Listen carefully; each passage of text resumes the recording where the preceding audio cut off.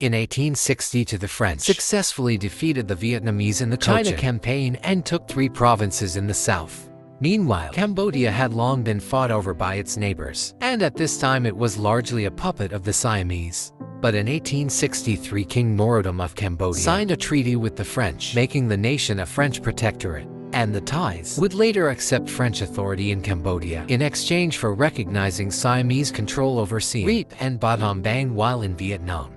Admiral Le Grandier secretly organized an expedition into the remaining Vietnamese provinces in the south. In 1867 the governor, who was a former envoy in France, decided to avoid bloodshed and surrendered without fighting. However, the north of Vietnam was still sought after by the French. This is because it would allow them to trade with the Chinese while avoiding the British-owned treaty ports. But the Taiping Rebellion in China caused many Chinese bandits to flee into Vietnam, and they began to forcibly collect taxes and control trade along the Red River. In the north, these were largely ethnically Hakka, and they formed the Black Flag Army, led by Liu Yongfu. But in 1873, Francis Garnier was tasked with settling a dispute between the Vietnamese and a French businessman in the north. However, Garnier defied orders and with a small force captured Hanoi. So Emperor Thieu Duc appealed to the Black Flags for aid and together crushed Garnier.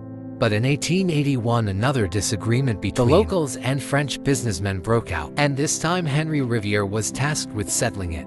He also used force and stormed the citadel in Hanoi before retreating. So Duc, fearing further attacks from the French, appealed to China for help. Vietnam had long been a vassal of China, and the Qing dynasty feared the encroaching French, so began to fund the Black Army and send troops south.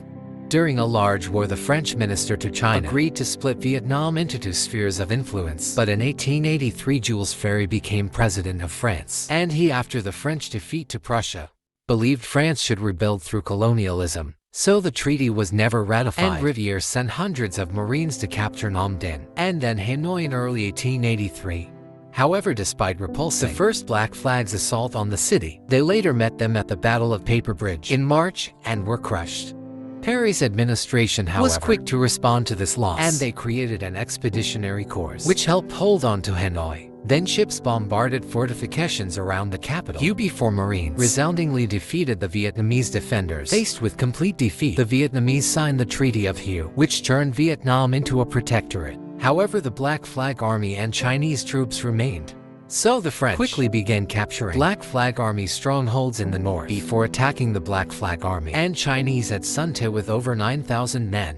The French assault was initially unsuccessful, and they were driven back. But Liu Yongfu unsuccessfully countered and suffered heavy losses. The French were then able to capture the city in mid-December, and the weakened Black Flag Army suffered most of the losses and were now unwilling to cooperate so much with China. But the Chinese still remained in Tonkin, the north of Vietnam, so the French brought in reinforcements, and in March they attacked Bac Ninh.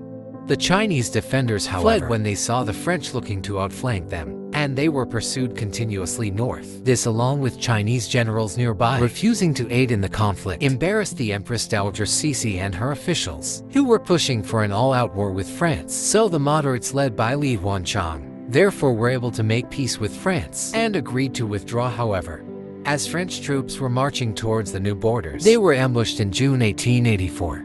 And this, the Bac Li ambush, led to the Sino-French War.